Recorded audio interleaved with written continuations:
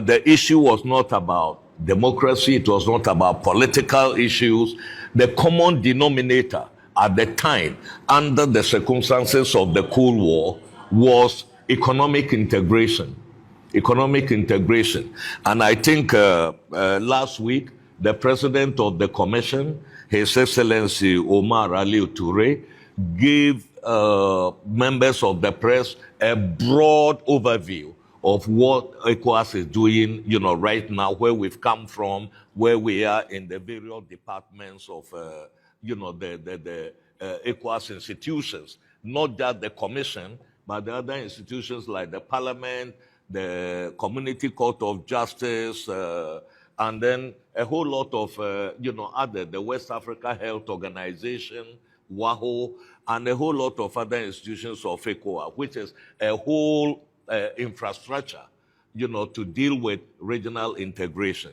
So, like I said, the common denominator was economic integration.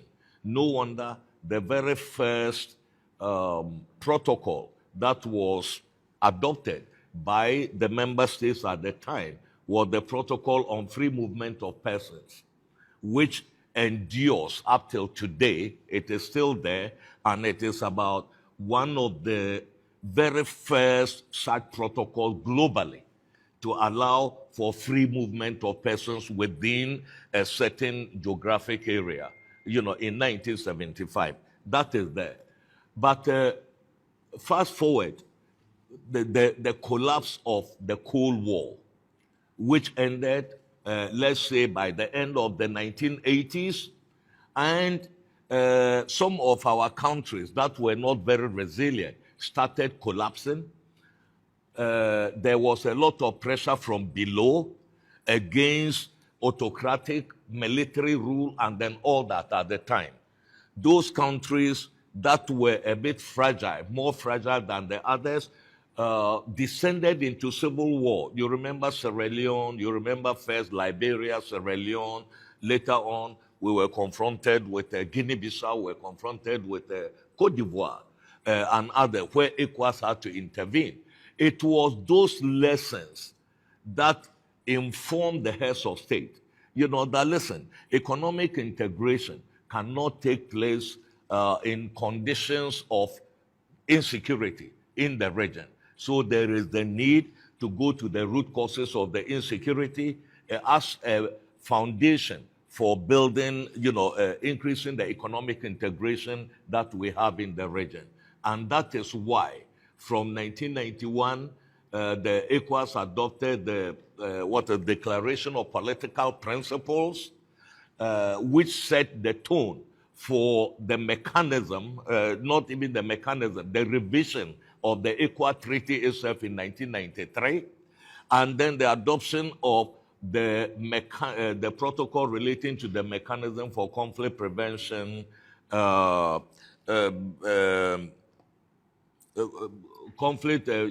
mechanism for conflict prevention, management, resolution, peacekeeping, and security in 1999, followed very closely, with the supplementary protocol on democracy and good governance, which is actually supplementary to the mechanism on democracy and good governance in December 2001.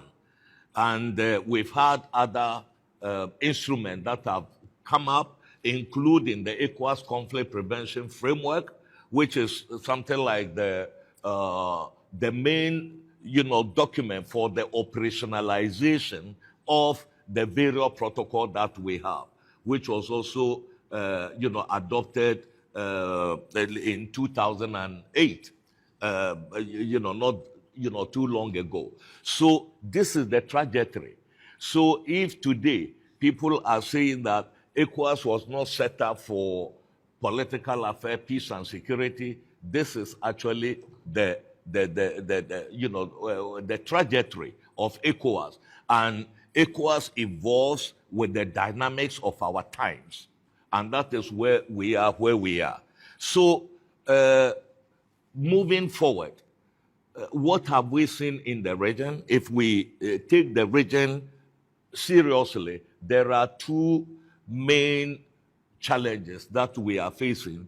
The whole geographic area of West Africa is has productivity.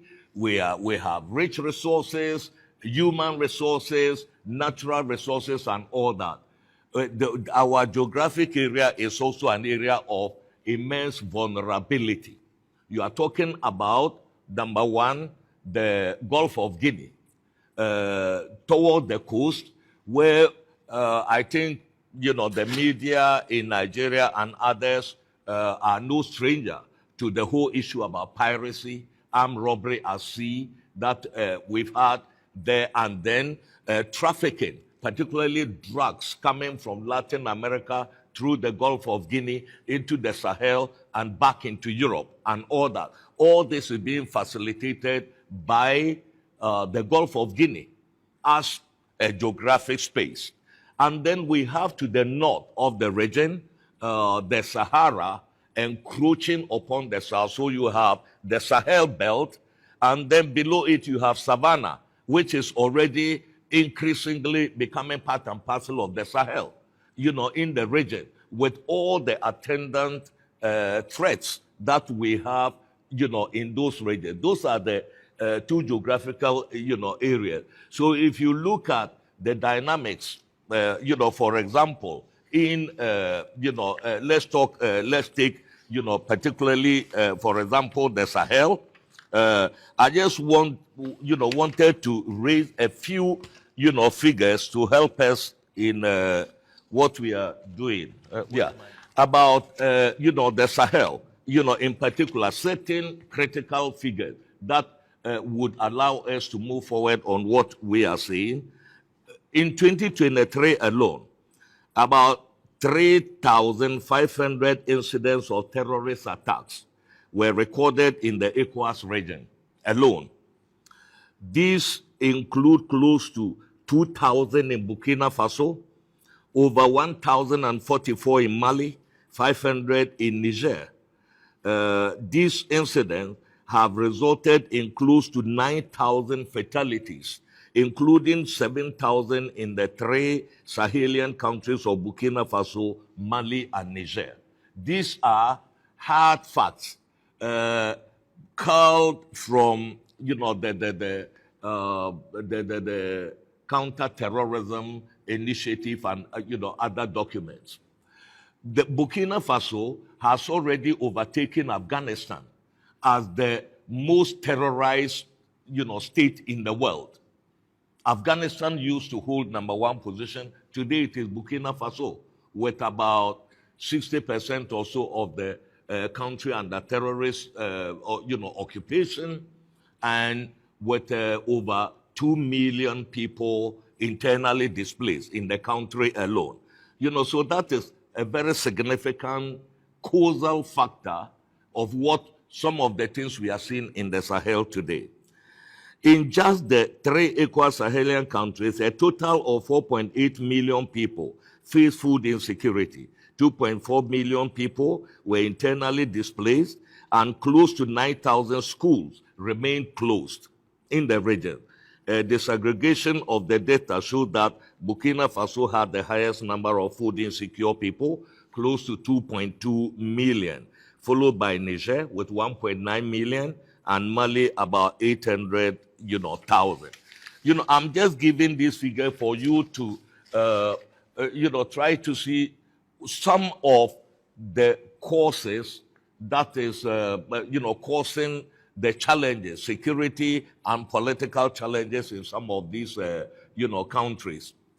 If you go to the, the Gulf of Guinea, in fact, piracy has reduced considerably year on year for the past 3-4 years because of the engagement of member states in policing their maritime domain, particularly the Federal Republic of Nigeria, that have done a lot in patrolling, its maritime domain in such a way that much of the reduction in piracy is attributable to some of those, issues.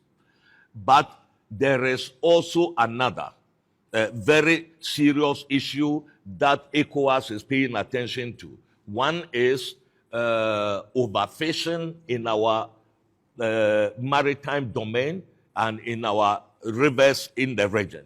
Unregulated, unreported, and illegal fishing that we have in the region, that is causing a hemorrhage of our young people, who constitute a minimum of about 60% of the population. If you go to Senegal, just on the 1st of February, March, this month, about 300 people died when a boat they were trying to use to, to see greener pastures capsized off the coast of Saint Louis in Senegal, for example. Many of these young people, if you look at Senegal and most of our coastal places, our ordinary citizens feed on what they can get from the sea, fishing.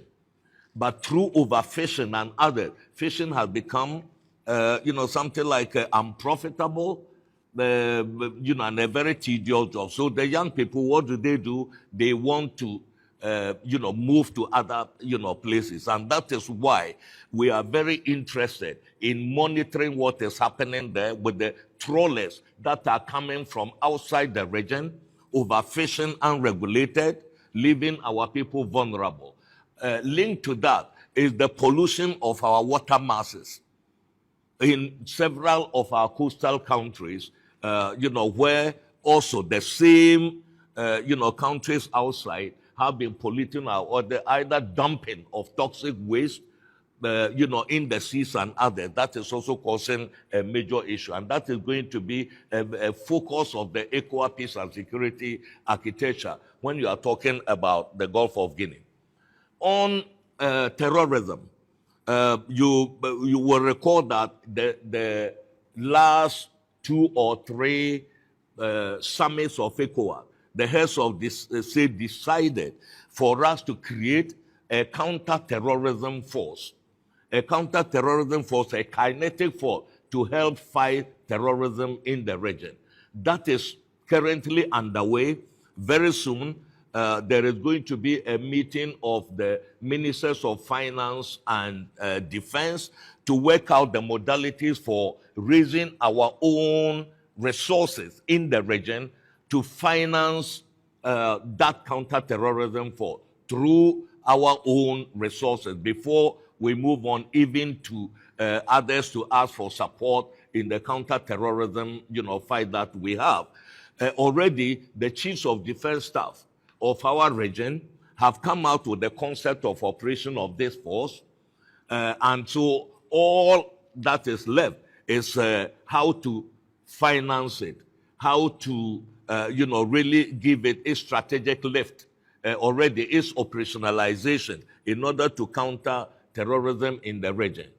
And like the president also said the other day, ECOWAS has also been supporting member states in the Sahel, either through the ECOWAS funds or through UEMOA, also under the ECOWAS umbrella, millions of dollars to help fight terrorism there.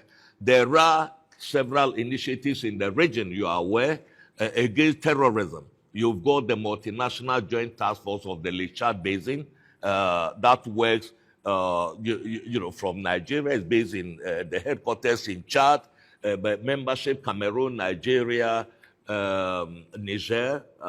Niger recently said they were pulling out, and others say Cameroon and others. And then you've got the Accra Initiative, which is also fighting to make sure that the southward drift of terrorism is halted.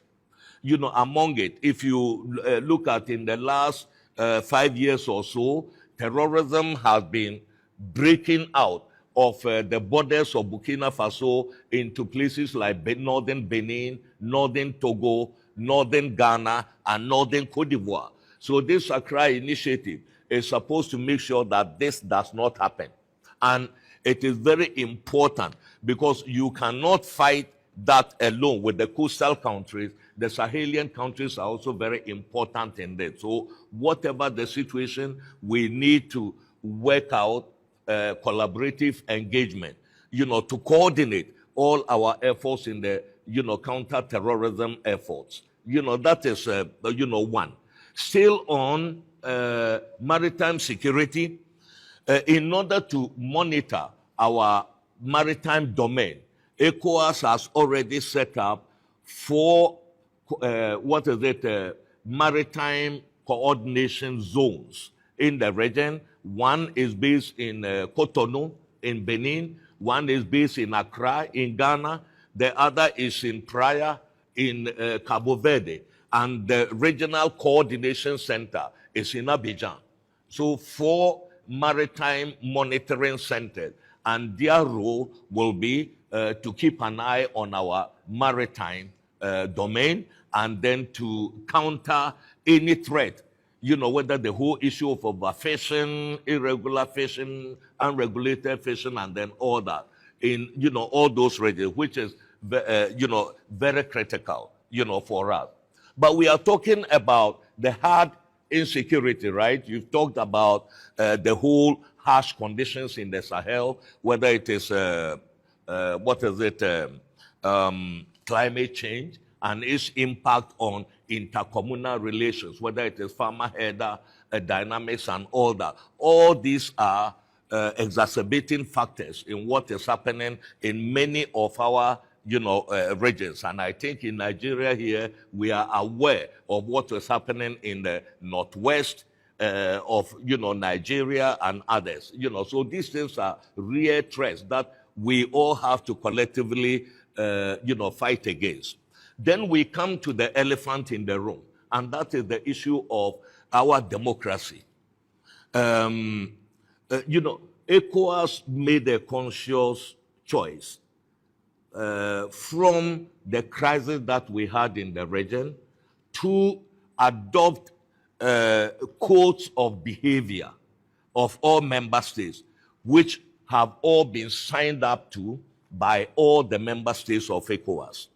So ECOWAS does not do anything outside protocols and instruments that have been agreed by all the 15 member states of our region. As an example, the Supplementary Protocol on Democracy and Good Governance, which was adopted in Senegal in 2001. And then it came into force under the chairmanship of Niger in 2005. And that is very significant, to note. All these have been signed up to. So whether it is the sanctions, whether that ECOWAS is zero tolerance for power obtained or maintained by unconstitutional means, have their roots in some of these documents that we have in the region. It is not like measures taken just out of the blue. It is a document that have been signed up to by all member states. So the thing is, at times, you may be forced to go into a military rule as a temporary corrective measure. And we saw that in a place like Guinea, where the former president in that country actually worked against ECOWAS protocols, adopted an illegal constitution, and in order to perpetuate himself in power, which led to several hundreds of deaths in Guinea, for example. So when the coup occurred, it was not a surprise to many. People saw it coming. But the fly in the ointment is that the longer any military coup lasts, and we've seen it all along in the 1960s, in the 1970s and others, the more you create violent peace in the countries. Violence is not just about war, about fighting. You can have violent peace. That is where in a country where you have several prisoners of conscience, where there is repression, where there is a culture of silence. We have seen it in the region. So much as some coups may be inevitable, it is very important that all member states, as quickly as possible, return to constitutional order, the restoration of constitutional order. And that is the prerogative of ECOWAS.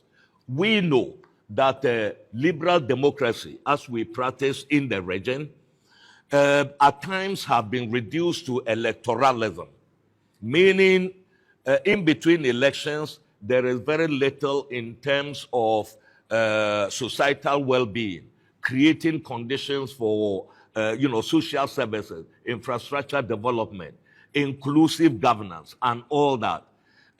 Elections have become a winner-take-all event in the country, so it becomes a do-or-die affair in the region. And I think this is what ECOWAS is fighting against, and that elections must have content by enshrining democracy.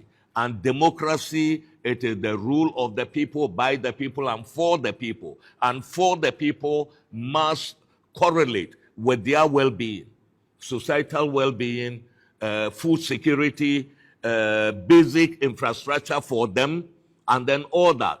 Most of our young people are very creative, and they can unleash their agency, but we just lack the basic infrastructure to allow them. Basic things like electricity and others, meaningful education, vocational, technical, to help them actually employ themselves and then be meaningful contributors. It's not there. And so many of these young people are driven into the hands of, of political entrepreneurs for political violence, for terrorism, and then all that. And we need to counter that. So ECOWAS on that front, over the last 3 years, has been trying to review the supplementary protocol on democracy and good governance to make sure, that the sitting presidents do not fiddle with their constitutions or electoral laws to maintain themselves in power. We have seen in many instances where the judiciary has not played its role and it has been weaponized against opposition.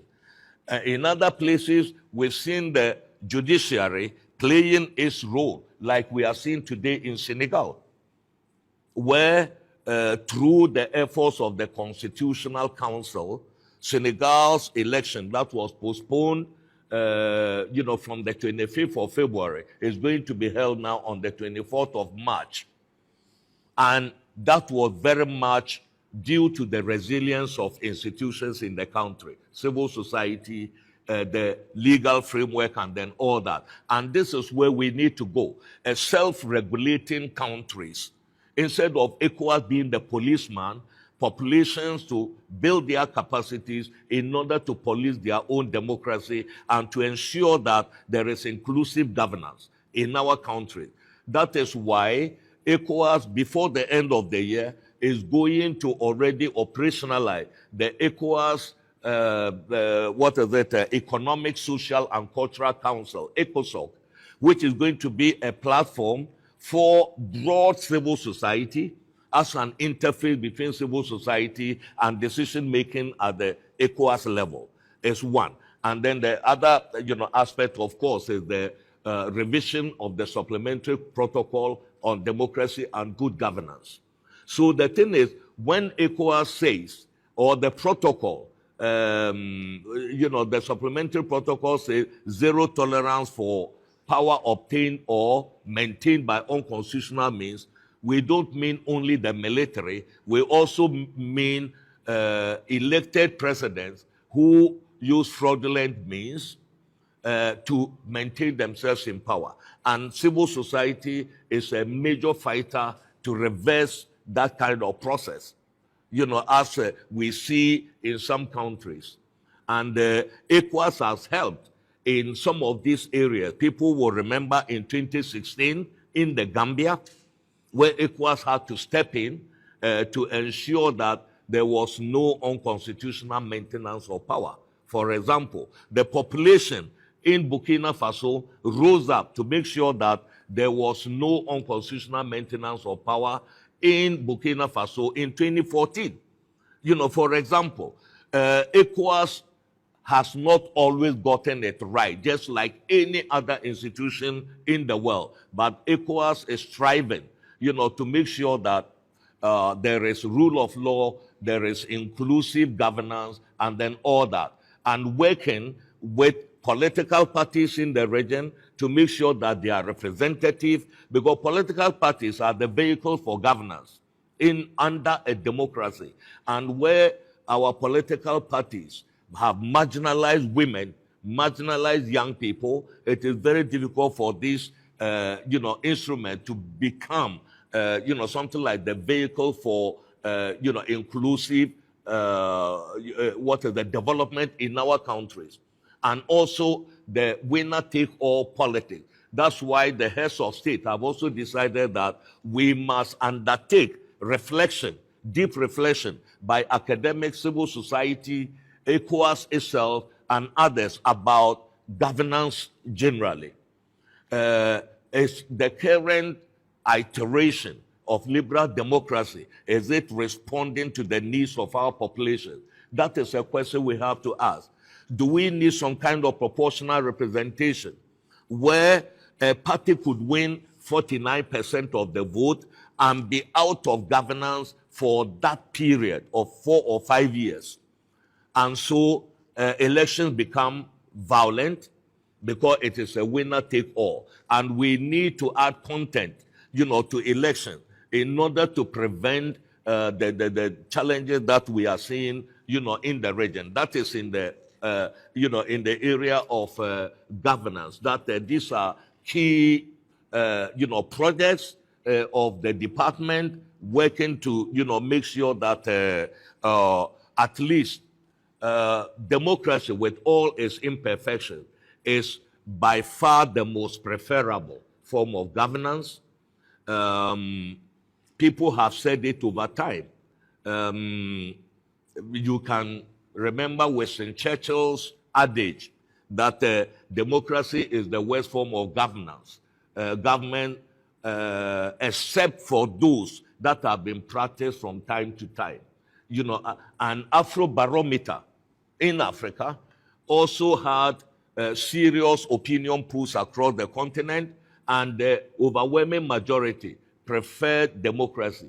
But it doesn't mean that democracy is perfect. And we must also realize that democracy in its current iteration is only one generation old. About 30 years old, the democracy that we are talking about. Democracies that have existed for centuries are still adopting corrective measures, in it. Right? There were struggles even to bar President Trump in the U.S. from the election, and the Supreme Court just, ruled against it over refusal to accept results and, all that. These are centuries-old democracies. So 30 years is one generation.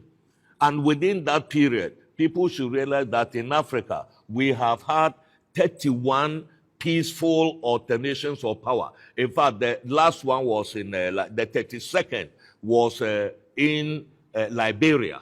We also saw an example of leadership in Liberia following the last elections in those countries.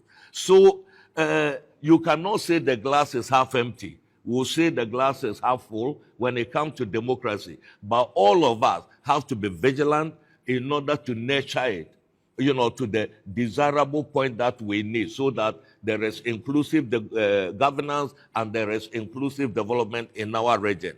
And that is where, ECOWAS is, moving towards. And our countries that are fragile, ECOWAS is also doing a lot to support them. You may recall that ECOWAS is maintaining a mission, a security mission in the Gambia. This happened in 2016, following the departure of the former president Yahya Jammeh, to help with security sector reform and also to protect witnesses, the accused and others, as the Gambia goes through is a truth and reconciliation process in the country, which will culminate in the setting up of courts and hybrid courts in order to judge excesses under the Yahya Jammeh regime. So we have a mission there. We have another mission in Guinea-Bissau, which over the years has been one of the most vulnerable countries in our region, with repeated coups and unconstitutional changes of government in that country. We have a mission there. And following the last jailbreak and the attempted takeover in Sierra Leone, we also deployed a scoping mission to Sierra Leone, which has recommended probably the deployment also of a force over there to help shore up the fragile democracy in the country. And if you remember, the heads of state and government decided on this at their last summit in Abuja. So those are, when you come broadly under the political affair, peace and security, these are, I think, some of the key elements that we are, talking about. And I must conclude that the strength of ECOWAS lies in all 15 member states pulling together and facing our challenges together. The threats facing the region are regional. They are not confined to states. They are cross-border and others. And it is only through the cross-border collaboration. So ECOWAS, welcome. For example, recently, the Alliance of Sahelian States, of the 3 member states, set up a joint force. They've decided to set up a joint force, which is welcome, because the fight against terrorism is not something that only ECOWAS should do. All our region is part and parcel of it. And then to nurture our democracy is also the responsibility of all of us. So those are the, the clarion calls that we want to make in this, first, sort of press briefing of the department. Going forward, we are going to probably from time to time take specific issues and deal with them in depth, instead of giving this broad overview of some of the peace and security issues that we are engaged in. So I would want to stop here, not to monopolize, the floor, and then to allow for interactive, discussion on any of these questions that we have raised in this briefing, to see. And I'm joined here with the staff of the Department of Political Affairs, Peace and Security, who can also take up various questions, particularly what we are doing to counter the proliferation of small arms and light weapons in the region. It's also part of the work that we do. Security sector reform and governance is also another broad area, in addition to what we are talking about in terms of, our counter-terrorism efforts that we are embarked in, maritime security that we are embarked in. And I just returned from Sierra Leone yesterday. Yesterday evening, what were we doing there? We went to take over from the contractors the ECOWAS Logistics Depot. The ECOWAS Logistics Depot is supposed to store military equipment, electoral materials for, to pool resources in the region. In fact, ECOWAS already has about 60 containers, 60, containers of assorted military hardware here, which will be transported to Lungi logistics depot that we have over there for the use of the region and to back up our peace and security efforts in the region, and also to pool resources like non-perishable electoral material, like electoral, boxes, ballot boxes, and other things that are not perishable. Why should each country have it when we can have a pool which can be collectively used by member states organizing, elections in the region. So those are some of it. And people should also know that we have our strategic food reserves. Today we have about 600,000 tons of food reserves in the region for the vulnerable in the region, and it is based in Bamako as we speak. So those are some of the infrastructure that ECOWAS is building when it comes to the peace and security area. And so I just want to stop there and then open the floor for any possible contributions or questions. Thank you very much for your attention.